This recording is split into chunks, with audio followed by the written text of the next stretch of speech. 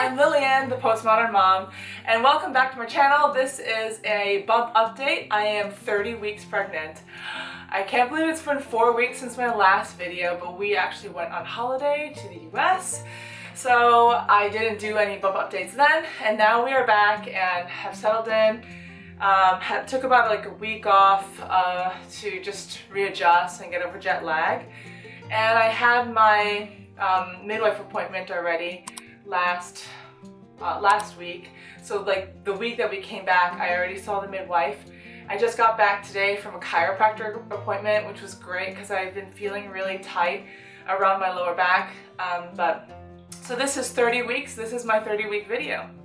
I think there's such a joy in keeping a good home and watching your children grow up, and cooking and cleaning and supporting your husband.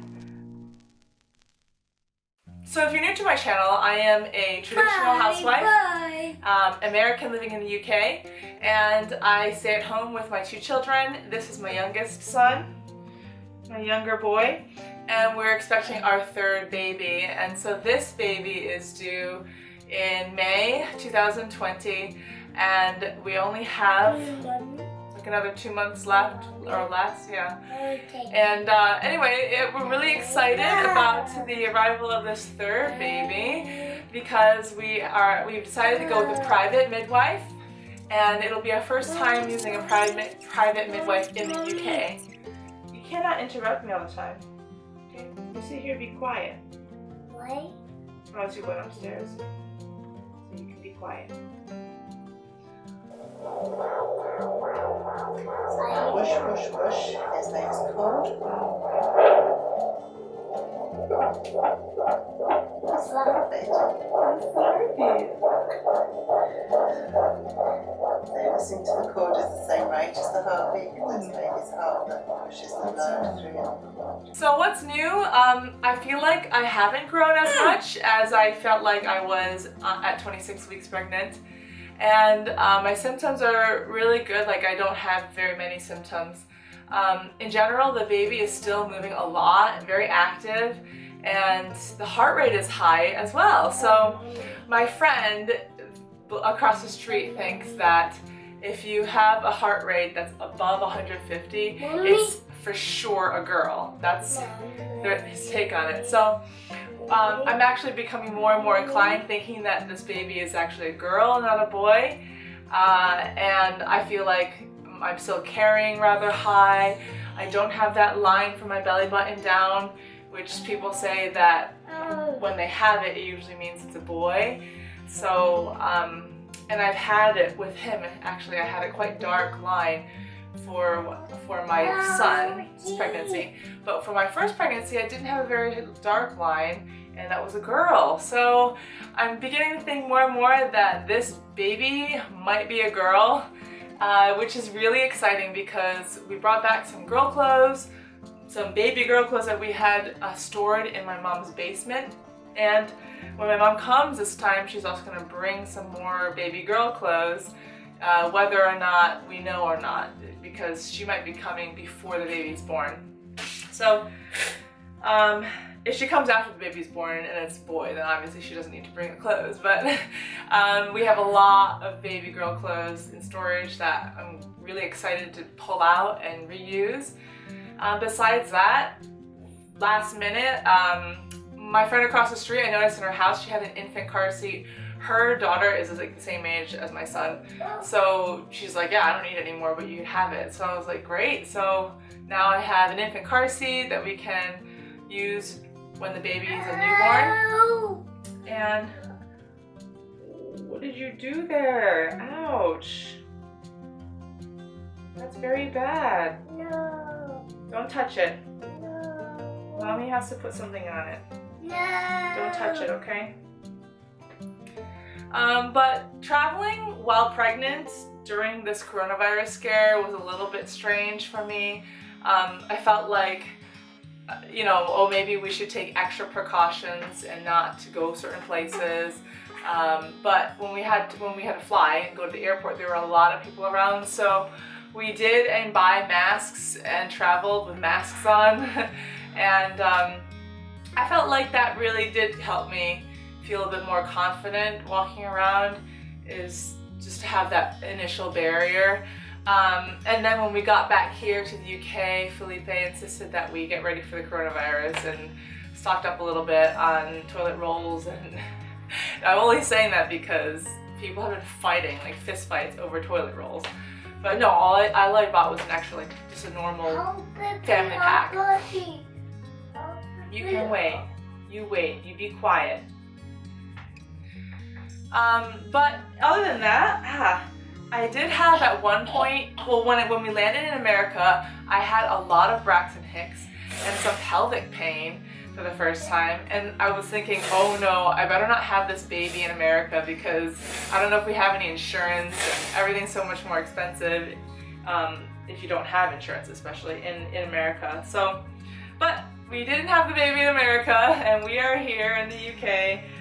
Just resuming with all the regular visits that I have with my midwife, and I'm going to be meeting up with a health visitor soon because they do like a before you give birth visit, just to talk about if I have any concerns about the newborn and what the procedures are and how they come and visit after 10 days.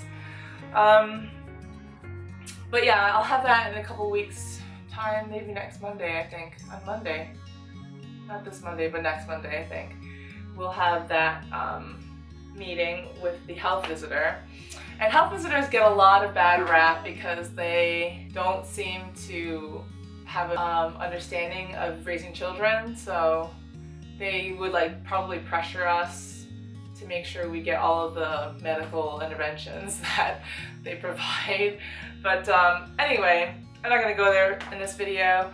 In general, I had some pelvic pain when we were walking, and I had to slow down a lot. It was like one day where we were walking outside a lot or something, and I think Felipe was getting a little nervous then, but since then, being here, I've taken it really easy, and I feel like everything's going really smoothly. So let's just compare the size of my bump with the red dress, and yeah, pretty much it.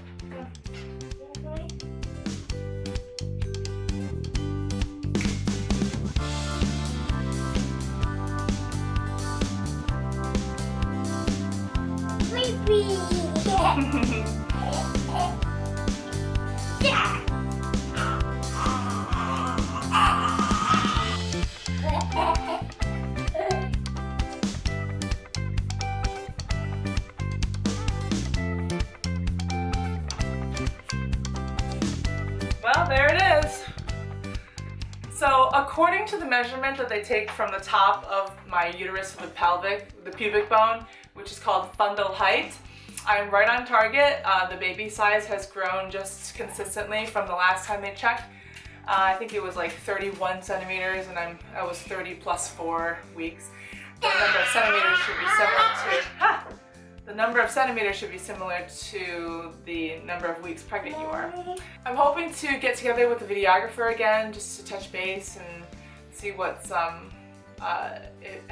just to get comfortable with each other. The midwife, our private midwife, seems very concerned that just to make sure that we are controlling our home situation really well, that we don't have too many strangers showing up, and so that's pretty good. She gave me a book to look at because obviously,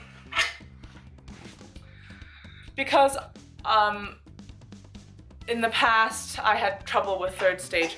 So she gave me this book to read, Birthing Your Placenta, The Third Stage of Labor, by Dr. Nadine Edwards and Dr. Sarah Wickham. Now, I'm familiar with Sarah Wickham because she's an author of a blog called Midwife Thinking, which I really like all of her stuff. So I'm going to read through this, and the main question that I wanted to look at was in here,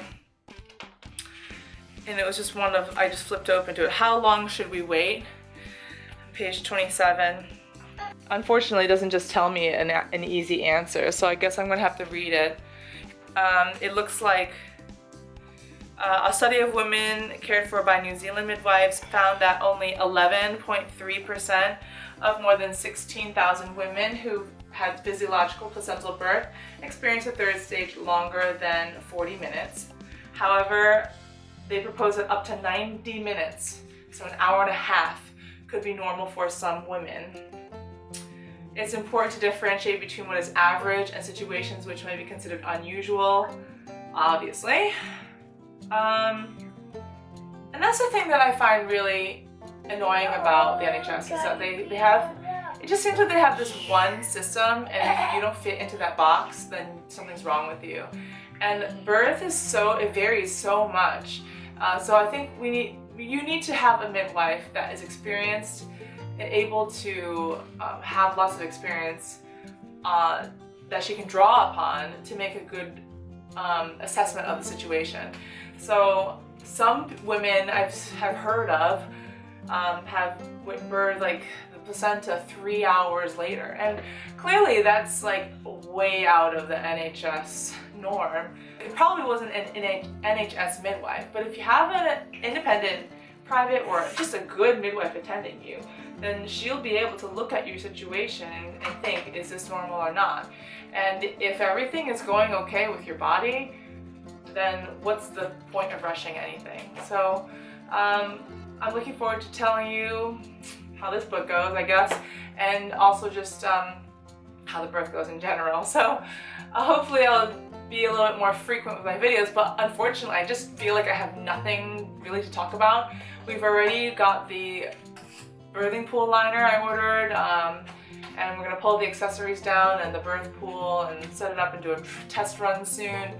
I have to waterproof the bed and pack the bags by 35 weeks, but I still feel like I have some time to go. So I hope you enjoyed this video. Thank you so much for watching. I would appreciate it if you looked us up if you looked me up on Twitter, or if you went to our Postmodern Family Patreon page. And you can also find my music that I make, and that is available to purchase, download, and stream online on iTunes and Spotify, and Google Play, Amazon.